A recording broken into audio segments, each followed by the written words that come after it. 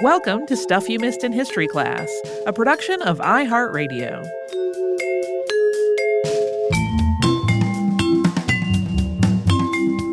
Happy Friday, everybody. I'm Holly Fry. And I'm Tracy V. Wilson. We hope you're having a wonderful week. This week, we talked about Lydia Mariah Child. We did. Who was fascinating. I mean, I feel like I always say that word, but we probably wouldn't be picking any of the things we pick if we didn't find them fascinating. In her case, one thing I mentioned at the end of the episode that I wanted to talk about was like the lens of her writing, because often, very often, I would say, when you read something like an abolitionist piece or something about indigenous peoples that was written during this time period, particularly during a white person and particularly a white woman, there are some problematic aspects to it. There's certainly some white saviorism and self-backpatting that comes into play. I'm not going to say her work was void of that entirely, but to my read, and I wouldn't say I have like an encyclopedic knowledge of all her work, but based on the things I read, a much lower level than other writers at the time. Mm-hmm. There's also an interesting thing about her that came up, and I couldn't quite figure out how to pop it into the episode without making a weird clunky side road, which is that we have talked about before a lot of the suffragists and suffragettes of the time period in those early phases. Eventually, like, they had linked up with post-Civil War, they had linked up with a lot of activists that were also working to get Black people the right to vote. Right. But there was often that division of, oh, no, but white women first. Right. She is the rare exception that was like, ladies, we can wait a minute.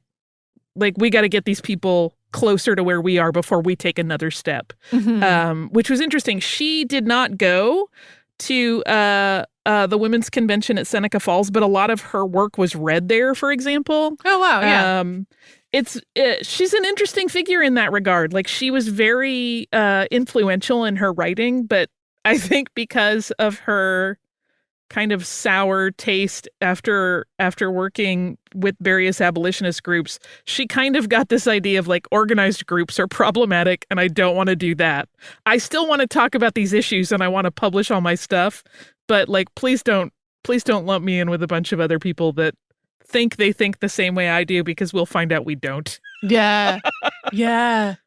So we got to the part about her Boston Athenaeum borrowing privileges being revoked. And I am a member of the Boston Athenaeum, I had this moment of indignance. And I looked it up, and on their website, they have this whole big biography of her, and they're like, we definitely revoked her privileges, but it's not documented why. And there were other abolitionists who were members. So question mark? And I'm like, still having my moment of indignance. It's really interesting because they had given her a free membership because of her, her position. And in one of the biographies I read, it indicated that one of her friends was like, well, I'll just buy you a membership. And the Athenaeum was like, nope, not welcome in our doors. And I was like, wow. Whoa.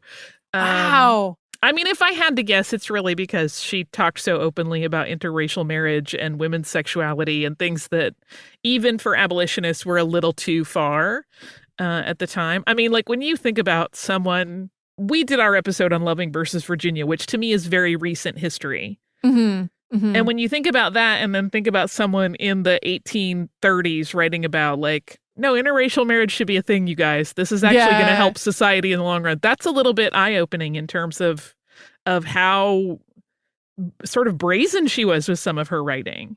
Yeah. Yeah. We've talked in other episodes about marriages, specifically in Massachusetts and other parts of New England, between white and indigenous people. Mm-hmm. Like in decades and even centuries before she was living. And I think that was a somewhat more socially accepted, but interracial marriages between white people and Black people, like, really enormously taboo. Yeah, it's interesting. I think about too her marriage a lot and how she, I mean, clearly went into that marriage having thought about it and having thought about David's financial issues. Mm-hmm. But I also wonder, because there's not really any record. She's not someone who ever secretly wrote about, I'm so mad at him, blah, blah, blah. Right. So I wonder how she felt, especially because she was so opposite of him in the way she handled money. And knowing that she probably could have been an extraordinarily wealthy woman based on the popularity of some of her work, had it not been for the fact that the money was flowing right back out the door. Mm-hmm. I can't help but wonder, about the alternate timeline where she just makes her own money and isn't connected to anyone else, that creates a spending spree element to that whole income. Yeah, I also had just various mental questions about his whole libel conviction and what led to that. Yeah, it's I mean, he was brazen in his own way, and he was a very outspoken person. And I think he was emboldened, possibly, because he was a man, Mm-hmm. to make accusations against very powerful people at times, and that just did not always work. It also makes to me such a strong contrast between that Mm-hmm. and the way she worked, where she would be like, hey, this time I'm writing this essay that's going to get published in this place, and the main readers are going to be, Southern women. So maybe if I'm nice about how I put these things, but still tell the truth, they'll start to see the error of their ways. Whereas other times she was just like, this is all wrong. You're doing it wrong. Everyone is wrong. Oh, no. But so that is a really interesting part of her story to me, just how kind of savvy she was about those things. Yeah. Yeah, I really, really do enjoy The Frugal Housewife. It kind of cracks me up. I would be her worst nightmare because I am not a frugal housewife. I'm like, yeah, I want that toy. I'm going to buy it. Whereas she'd be like, what? But but there's lots of good stuff in there. I also wonder if she ever knew a pack rat in her life, because she might not be quite so like, keep every scrap you have. If she knew that it would go in a pile like it would at my house, if that were the case. So many things to unpack. Yeah. With Mrs. Child. This week, one of our episodes was on the Haymarket riot, which, as I said, is known by a number of different names, none of which I feel like were actually perfect encapsulation. Right. There's no one word that's ideally illustrative there. Yeah, there are honestly so many different aspects of how the whole idea that a 40-hour work week is a full-time week and it runs from Monday to Friday. Like, there are so many different pieces of that whole thing. This could almost be a series.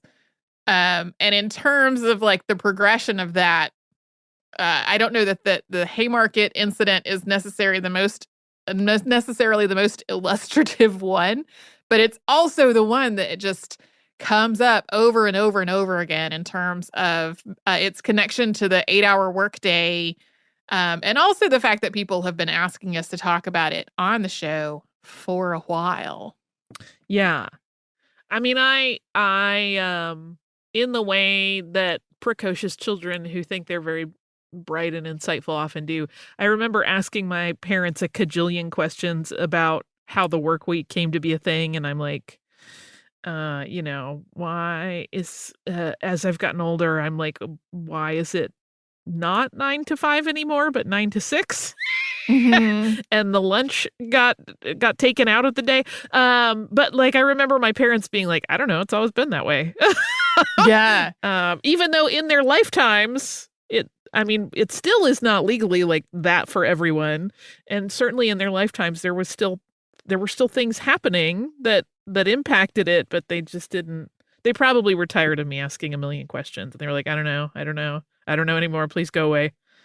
Do you sleep? Yeah, Please sleep. Yeah.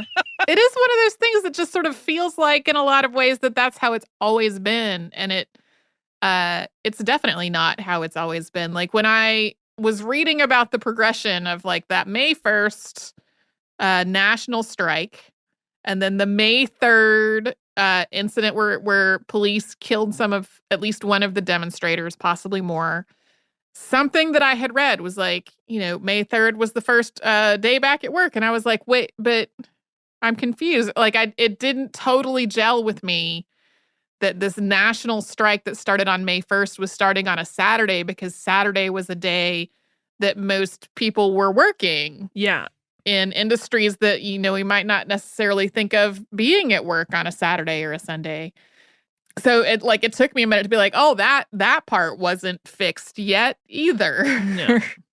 No. It certainly struck me when reading over your notes just how many of these debates are still ongoing. We are still having the same arguments about capitalism and what it means to the working class and whatnot. It's weird to think about. As we always say, like, we're still fighting the same battles. Yeah. Yeah. Well, and I said in the show at one point briefly that, like, I had chosen this because of the whole 8-hour workday connection. But then also, we are still having so many conversations about the rights of workers in general, and how much workers are making versus how much their employers are making. And then how law enforcement responds to protests. That obviously has been a huge, huge, huge issue for ages, but especially over the last approximately year. Like, there are just so many pieces of it that I felt like this is almost a replay of something that could be happening right now. Yeah, for sure. So just as a weird, curious, not about researching the episode question, when you were not having Saturday and Sunday as your, quote, days off in a week, how did you feel about that work schedule? In some ways, I loved it because it meant that I had days off where things like doctor's offices and government offices and stuff were open. So if I had business like that to take care of, it was way easier to schedule, to be like, oh, really? Well, I'm off on Monday, and could run and do those things. It was also, a time in my life when I was younger, so I would just keep crazy hours anyway, even crazier than I do now. So I think I was more resilient to, like, oh, but my friends all want to go out to eat, and I will make that happen even though I have to work tomorrow and they don't. Right. Stuff like that. I would just be like, that's fine. I just won't sleep. I'll go out and, get dinner and drinks and get into all kinds of shenanigans. And I could be up at 9. That's not a problem. I can be at my desk ready to go, which is, I look back on it now and I'm like, I would not survive a single week of that. But yeah. I, so in one of the jobs where I was working, and most of the time my days off were Tuesday and Wednesday, but sometimes not. And I did not know what it was going to be until the day the schedule was distributed for, like, the upcoming week. It would be like, oh, I guess this week I don't have Tuesday off. Whoops. But also most of the people I socialized with were people I work with who were all also working on Saturday and Sunday almost every week of their lives. So it was like, we all just rolled with it. It was very common for us to go out to the movies as a group on Tuesday night because most of us were going to be off on Wednesday. But then when I eventually, after I moved to Atlanta, I was always working on the weekend. I was off during the week. And at that point, like, none of my social circle was working that schedule at all. And that did become harder to coordinate around. Yeah, I mean, I feel like, one, I would go stir crazy if I didn't know my schedule week to week, I think. As much as I'm like, I'll roll with anything, whatever's fine. I like a little bit of structure. Like, I feel like I need a little bit of structure because I don't always have my own structure. So that, like, kind of keeps me from going completely off the rails and being like, oh, I don't know, I just decided to drive to Oregon this week. I don't know. So that would be tricky, but I imagine also doing things like scheduling, like doctor's appointments and stuff gets a lot trickier then, because maybe not. Yeah. I remember one time, like, I had been in a pretty regular pattern of mostly having Tuesdays and Wednesdays off, and that had been going on like that for a while. And there was something critical that I needed to do. And so I had mentioned to the scheduler person, hey, I've had Tuesday and Wednesday off consecutively for a while. I really I need that to be what happens this upcoming week because blah, like I don't even remember what the thing was. I just remember the schedule came out and I was not off on Tuesday and like just crying in the administrative office because it wore on you after a while. To be like, even my one thing is not necessarily happening on that day. Yeah, that would be tricky. I do feel very spoiled in that for a long time now, I have had jobs where I have the flexibility to be like, by the way, I'm going to leave for X amount of time on whatever day. Yeah. Because I have a thing I got to do, for whatever. I mean, anything from a doctor's appointment to a vet visit to sometimes a haircut to, it's something I do not take for granted because I know how many people do not have that level of flexibility. I mean, I remember my mother-in-law is a career educator, and I remember talking to her about it and just like, no, it's not like I can leave students in the middle of the day and go to a doctor's appointment. So, really thinking about things in those terms of people that are very beholden to, their whether they're clocked in or not, they're clocked in hours.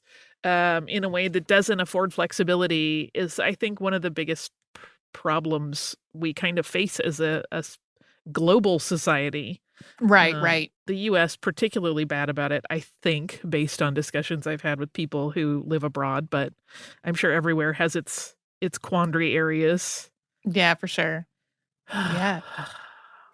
Anyway. If we could all live lives of leisure, that would be great. That'd be ideal.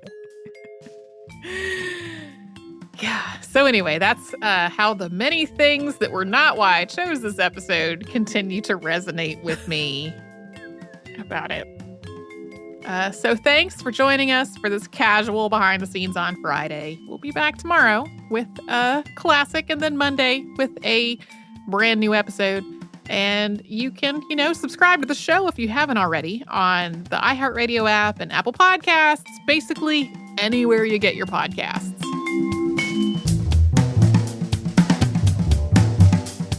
Stuff You Missed in History Class is a production of iHeartRadio. For more podcasts from iHeartRadio, visit the iHeartRadio app, Apple Podcasts, or wherever you listen to your favorite shows.